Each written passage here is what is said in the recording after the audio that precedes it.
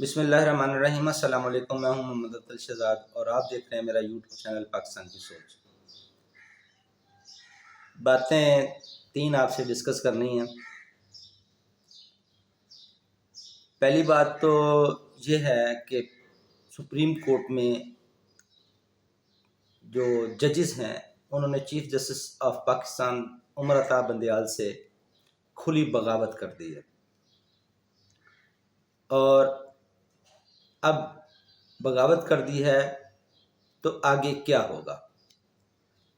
دوسری بات، یہ بات تو آہستہ آہستہ ثابت ہوتی جا رہی ہے کہ عمران خان پاکستان کے لیے خطرناک ہے، لیکن یہ ایک واقعی ایک دجالی فتنہ ہے، یہ کیسے ثابت ہوتا ہے، یہ دوسری بات۔ اور تیسری بات یہ ڈسکس کریں گے کہ قاضی فائز عیسیٰ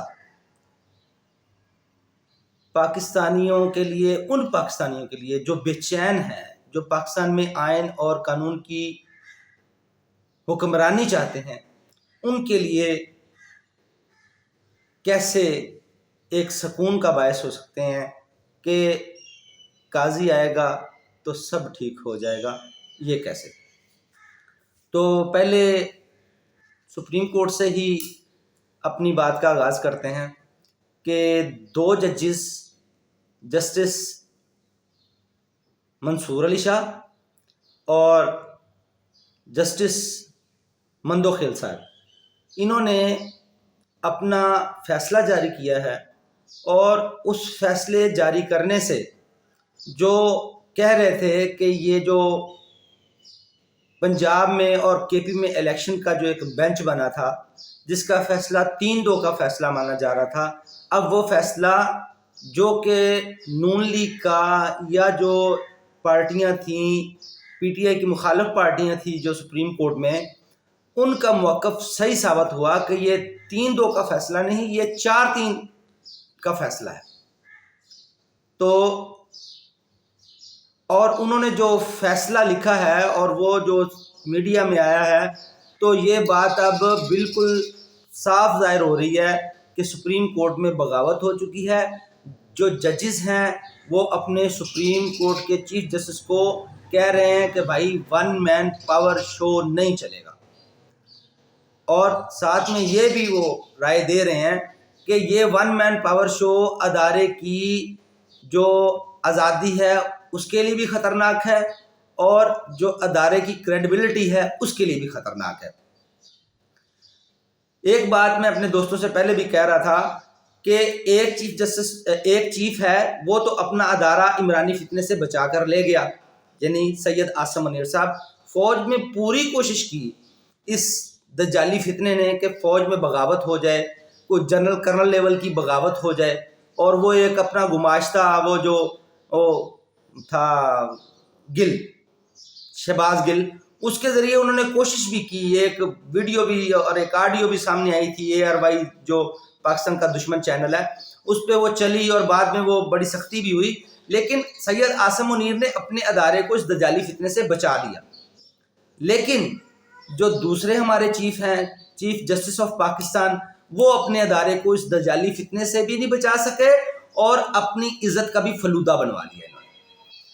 اب آ جاتے ہیں دوسری بات کہ عمران جو ہے وہ پاکستان کے لیے تو نقصان دہ ہے، لیکن کیا وہ واقعی ایک دجالی فتنہ ہے؟ تو یہ بات 2-3 چیزوں سے بڑے اچھے طریقے سے ثابت ہوتی ہے۔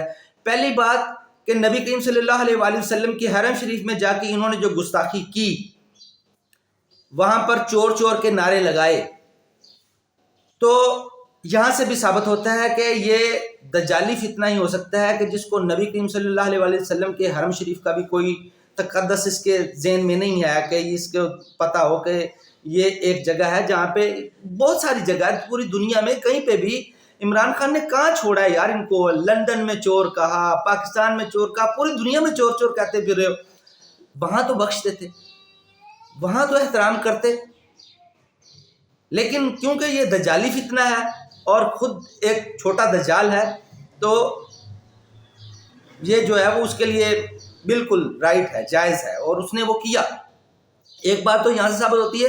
دوسری بات یہ ثابت ہوتی ہے کہ جس طرح عمران خان کے پیچھے عورتیں اور جہاں پر بھی دیکھو عورتیں ان کی سپورٹ میں آ رہی ہیں، تو یہ بھی ایک دجال کی نشانی ہے کہ جو دجال ہوگا وہ دجال کوئی ایک دجال نہیں، قیامت سے پہلے 70 کے لگ بھگ دجال اس دنیا میں آنے ہیں، چھوٹے بڑے 70 دجال آنے ہیں.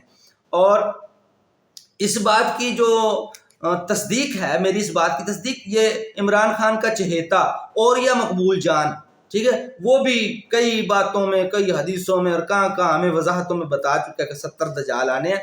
تو سر یہ آپ کا جو یہ مہاتما ہے یہ بھی ایک دجال ہی ہے. تو اس کی دوسری نشانی میں کہہ رہا تھا کہ عورتیں جو ہیں وہ اس کی حمایت میں زیادہ آ رہی ہیں، اور یہ بھی اس بات کی ایک نشانی ہے کہ یہ دجالی فتنہ ہے اور یہ دجال ہے. اور تیسری بات جو ہے جو اس کے بارے میں ثابت ہوتی ہے وہ یہ ہے کہ یہ بندہ اسلام کے بارے میں ایسی باتیں کرتا ہے کہ ایک عام شعور رکھنے والا بندہ بھی اگر اس کو صحیح طرح بیٹھ کے سوچے تو وہ بات کوئی اسلام سے تعلق لگا نہیں رکھتی. کیوں کہ یہ دجال جو ہوگا وہ اسلام میں ہی فتنہ پیدا کرنے کے لیے آئے گا، کفار میں فتنہ پیدا کرنے کے لیے نہیں آئے گا. ٹھیک ہے، تو یہ اسلام میں فتنہ پیدا کر رہا ہے اور یہ دجالی فتنہ ہے. اور اب آ جاتے ہیں تیسری بات کی طرف کہ قاضی فائز عیسیٰ آئے گا تو سب ٹھیک ہو جائے گا. وہ کیسے؟ دیکھیں، پاکستان کی اسٹیبلشمنٹ نے کبھی بھی اپنی سیاست سے لا تعلقی کا اظہار نہیں کیا. ہاں وقتاً چھوٹا موٹا کر لیا، لیکن پیچھے وہ ان کی جو نظم و نسق ہے وہ ویسے ہی چلتا رہتا ہے.